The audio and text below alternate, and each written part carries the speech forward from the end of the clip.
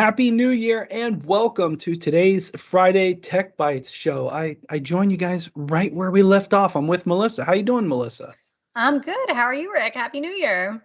Happy New Year as well. And we have a great topic here today. Hopefully, all of you are joining us.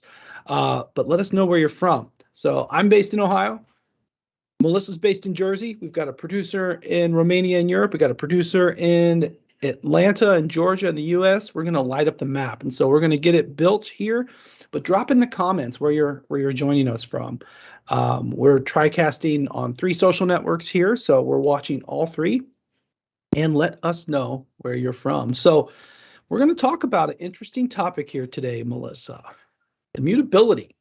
What's that mean to you? Let's start out with the definition. This is like cheating. Okay.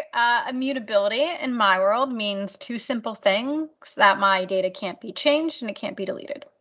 Okay, fair. I did build a definition, so let's see how close I did. Let's take a look at the slides here. So I do have that defined as data. Let's context it that way, as data that is not capable or susceptible to change. And that's important because the data that we have, especially backup data, that is so important for this one thing that keeps happening in the industry, Melissa. What could that be? That's a really good question. Ransomware. Oh, yes, that thing. That's right. That's something that we are, as an industry, are looking at, trying to always give the market more options to be resilient against some of these threats. And the topic today is double play and triple play immutability. Now, I stole that from what sport, Melissa? What sport did I steal that I only from? know because you told me this beforehand. It's baseball. It's true. Believe it or not, we do prep for these, friends. But basically, one of the things that I think is one of the most effective specimens out in the market is immutable copies of backup data. So having something that's not capable or subject to change is by far, in my opinion, the most effective specimen to drive recovery. And so when you look at what we're doing here at Veeam, we live in a world where we have so many double play and triple play immutability options. And, I talk to plenty of organizations that have just one copy of immutable data, but I posed the question, Melissa, if it's really easy, why not have 2 or more? What do you think? I think that's a great idea. I think you want as many copies of your data as you can possibly have these days. And why not make them immutable? Because it is so simple, right? And I know we're going to go into detail with that, but I don't want to spoil it. But why not? There's really no reason not to. Yeah, and one thing I want to highlight for those that are out here attending this, hundreds of thousands of people across the world are using Veeam. You can actually get to this without as much reconfiguration as you think, and that is so important. A lot of times people, and they might look at these designs that we're going to show up here in a second, they might think, well, I have to redo everything. And is that a true statement? Do I have to redo everything? Absolutely not. You do need to put a little thought into it, right? You need to sit down and make sure that you do actually have an end-to-end data protection strategy that will keep you safe no matter what type of event you encounter. But you don't have to go redo everything, right? We're not reinventing the wheel here.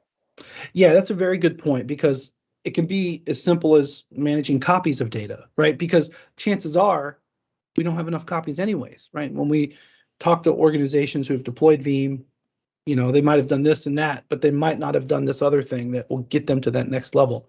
So that's where I want to set up this idea of double play and triple play immutability. And the reality is it's easier than you think to get started. So let's start with the first one.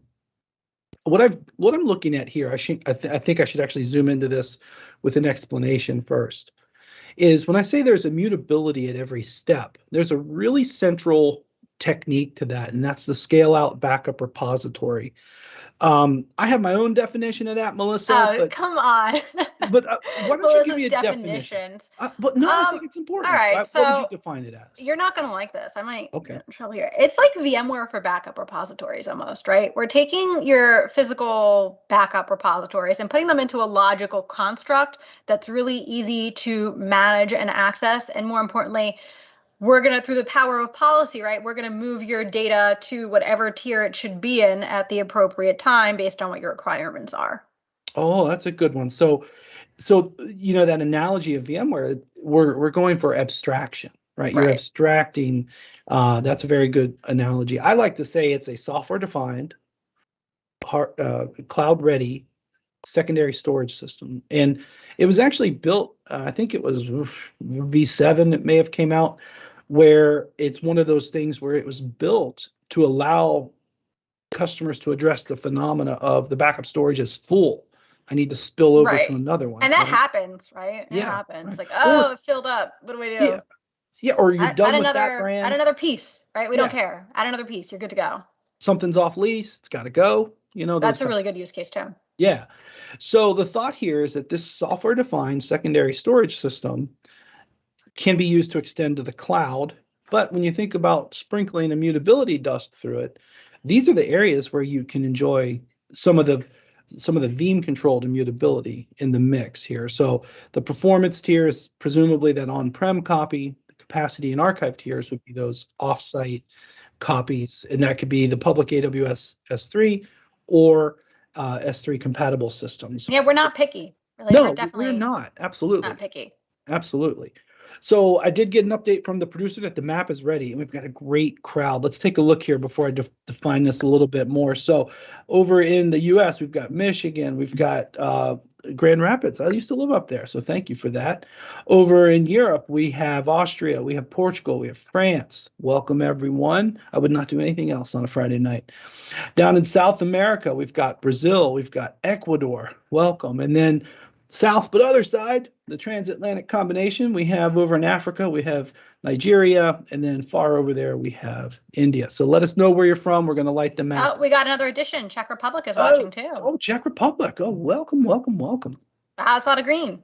Yeah, Michael drops in a quick question about immutability and then that's related to the other question about these two different purpose-built backup appliances. Short answer is stay tuned. I can't share roadmaps here, but there will be an answer at some point in time. I'll just leave it at that, Michael and Edris. Edris, you've been on before. Thank you. Welcome back.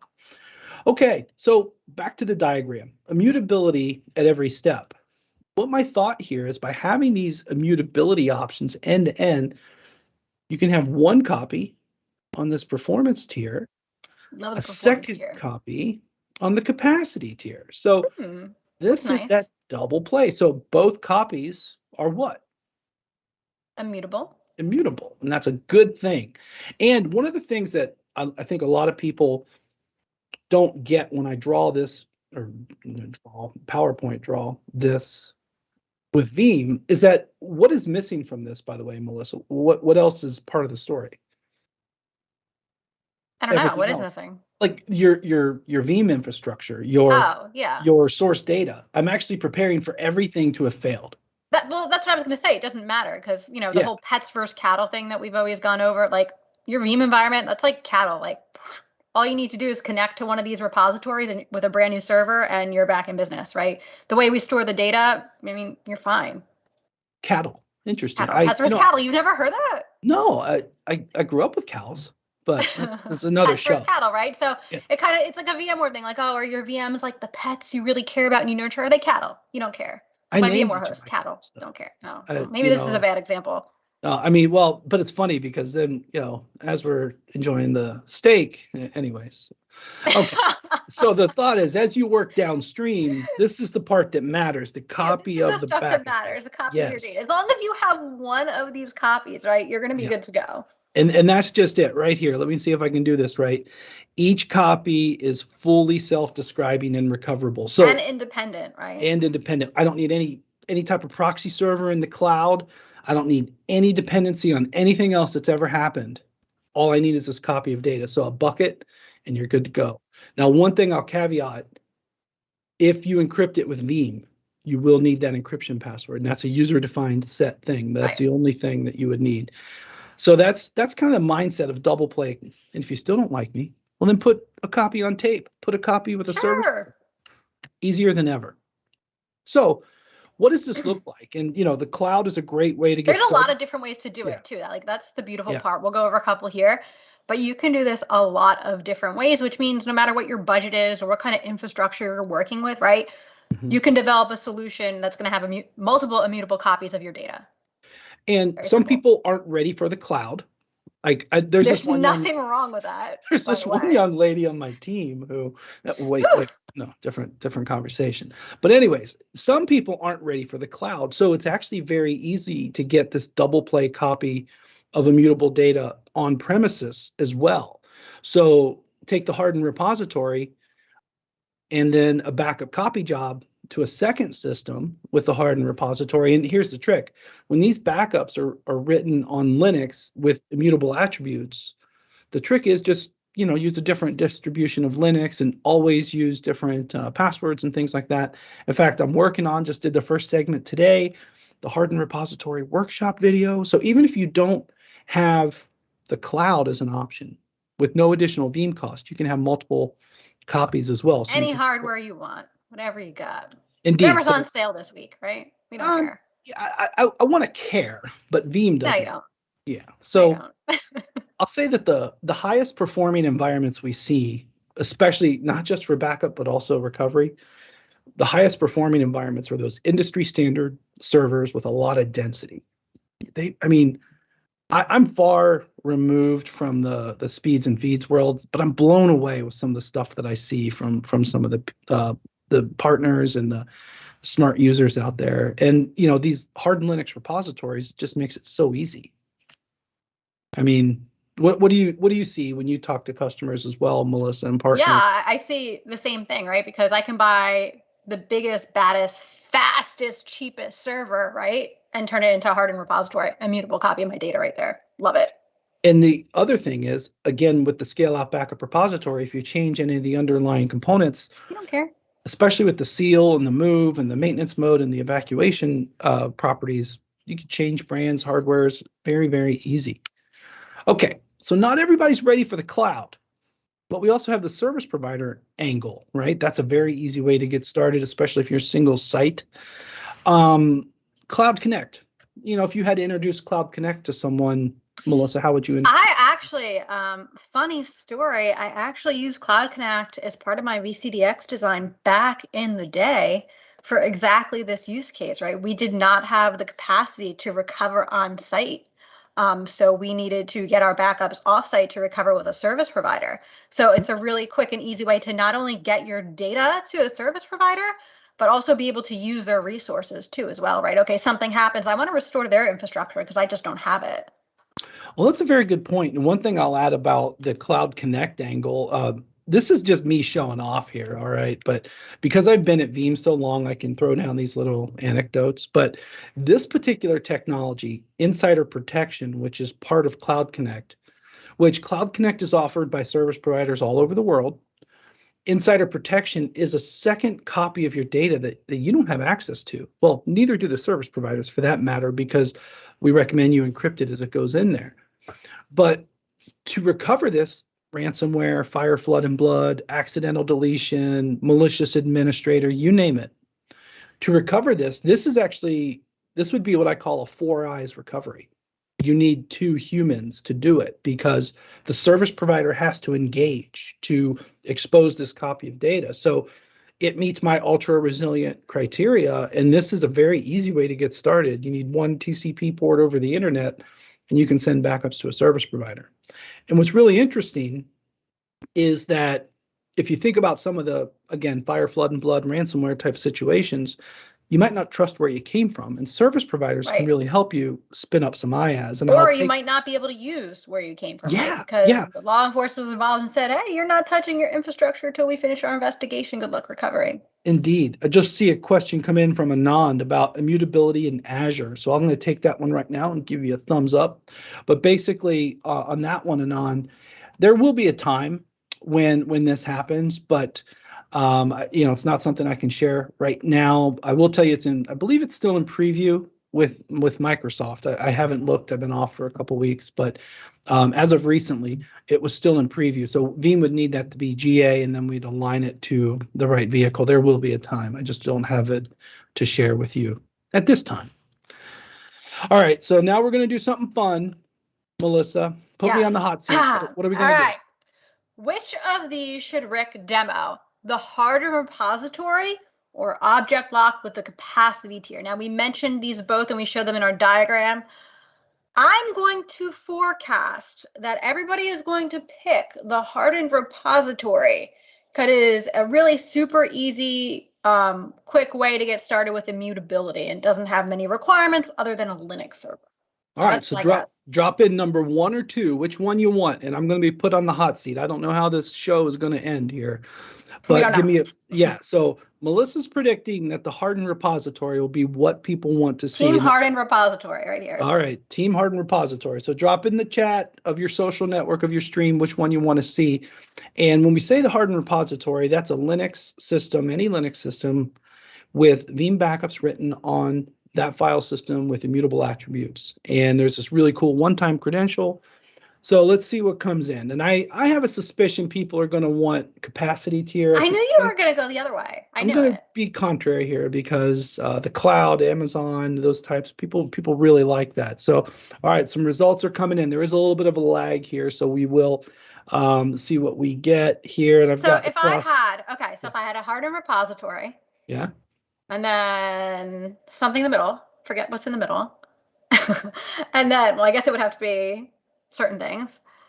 And then I had the capacity tier, and then I had the archive tier. That would be my triple play immutability, right? I have it 3 different places. You could. That's a triple, right, to the archive tier, or 2 on-prem hardens and 1 offsite capacity. Would that still be triple play if I had 2 on-prem different hardens and a? Yes. Okay. As long as they're, I'm seeing all 1s across the board. Whoa. I called it. You called it. All right. So let's do a switch here. I think I'm just gonna call it. So let me switch over to pardon me, this is a live. Is live. Okay. Live is live, yes. Live is live. So what we're looking at here is the scale out backup repository list that I've got here. And again, I do recommend you use this for everything. So I mentioned double play. So what do I have in, well, you don't have the view gets a little cheeky there for you, Melissa, but I have two, 1 extent and 1 capacity tier, right? So I'm basically doing double play right from the start. Sounds good, looks good. I have a little penguin there saying that's my Linux repository. Right. Got a little bucket for my Amazon S3 bucket. That's kind of genius. Indeed. So if I go take a look here, if I wanted to add a new one, add a new Linux repo, I'm going to put something up. Now I already have it set up, so I'm going to fake it for just a second here. Let me put something in, an IP, but this is the part that matters, right? And because Melissa loves all this stuff, I'm going to make it pink. Oh, thank you. You're welcome. Single-use credentials for the hardened repository. Once we define the hardened repository, this is the most important thing. So this one-timer in hockey terms, so we go from baseball to hockey here, this one-timer is used to put the Veeam services on the service or on the Linux server, and then Veeam doesn't have a persistent connection back. Very, very, very important, because again, I'm preparing for the console to have fire, flood, and blood, malicious administrator, accidental deletion, ransomware. There's no persistent connection from the console back. This is very, very important. So make sure you use that single-use credential. Now, I already have this set up here for this particular server here.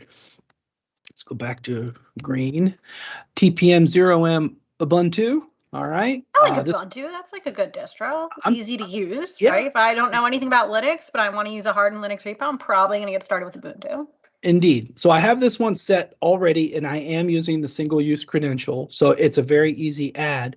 But where it starts getting magical is on this one here, the actual individual repository.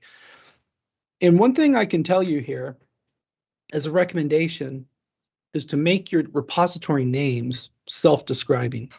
So this right here, the one that I've highlighted in green, tells me it's immutable, it's the hardened repository, and it's a performance tier. And then over on the right, I see where it is and its sizing. So really, really easy. From a immutability standpoint, I'll walk through the menu and say, where is it, which is on the server itself, which we added a moment ago. Where is the individual path of the backups? That is what Veeam calls a repository. And from a repository standpoint, the magic here is this is where we can do actually a number of very amazing things. One, we select the path. This is where it goes. This is the file system, the actual path on disk. This is where the immutable backups will live. Then let's go to awesome number thing 2 and put it in red and use this XFS fast cloning. Now, Melissa, you have a storage background. How would you explain this technology? I would basically just explain it similar to some of the stuff that was done in VMware back in the day that, okay, I need to clone something, right? And I'm going to offload that to make it super, super fast. Same type of thing. I call it no dupe. No dupe, I like that. It's a storage efficiency that prevents duplication, but it is not deduplication. Yes, So, exactly. no. That's a good way to put it. It's an efficiency that you never even have to deduplicate it because it never gets duplicated in the first place because you're just offloading the whole thing. Indeed, especially synthetic fools, things like that. All right, and then this is the blue here. This is where we set our user-defined immutability term. And by the way, make sure you're using Veeam 1, because if this gets changed, you'll get alerted on that, and then put some special handling on that to either slap people on the wrist, change it back, or notify admins. Right here, very, very simple. This is the part that matters to set up immutability. So let me show you kind of what you can do with that information. So let me see if I can remember all those paths.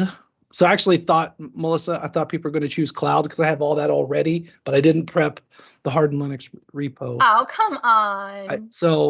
And this is the first time I've been in the lab all year. So bear with me if I mess up something. I haven't messed up yet. Okay, good.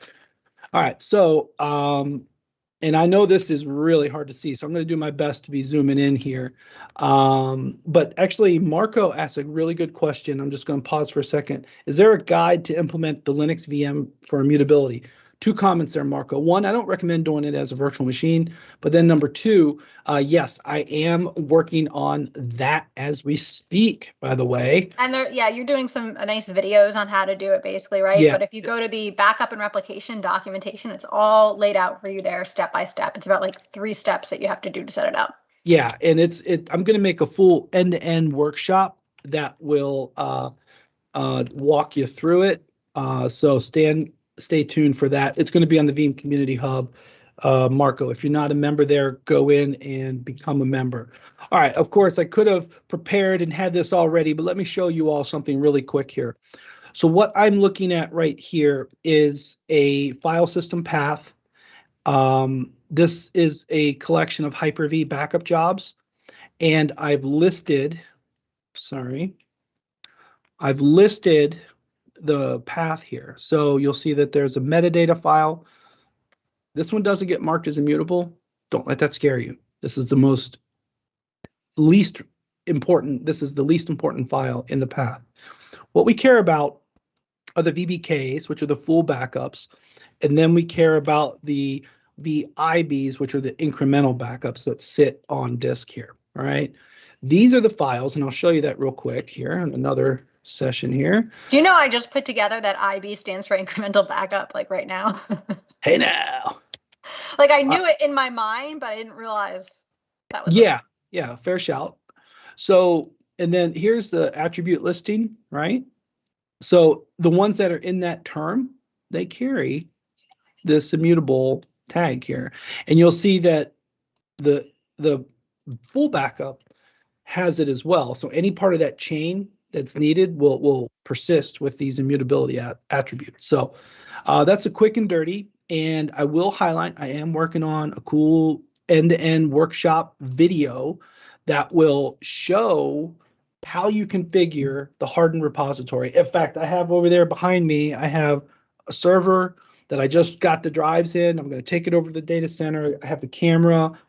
Our producer is going to hate me when he stitches together all 43 of these video segments, but I'm going to walk through end to end, everything from making a Ubuntu install, USB, to the configuration, to all the different things you do in Linux. Because what we found, Melissa, is that not everybody's super comfortable with some of the Linux involved, right?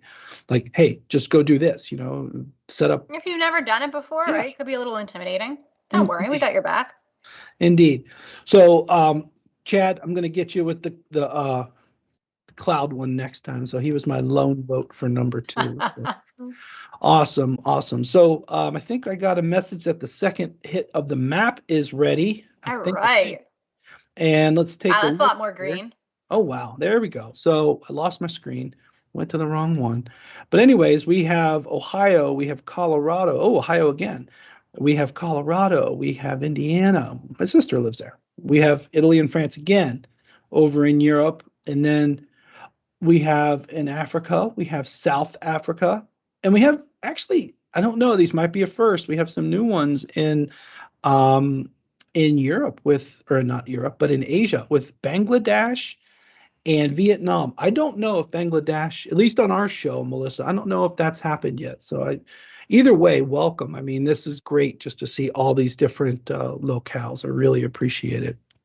All right. So as we wrap up, there are two things I wanted to say. We're getting ready for a whole new blast of sessions, especially on Jason and Dave's Industry Insight show. That's the Monday show. They're back Monday, I guess that would be the 10th, and they are going to be with episode 77. I think they're continuing their sentiment research, which is what they're finding in the different segments of this research, amazing research that they do. It blows me away. I do like reading that data.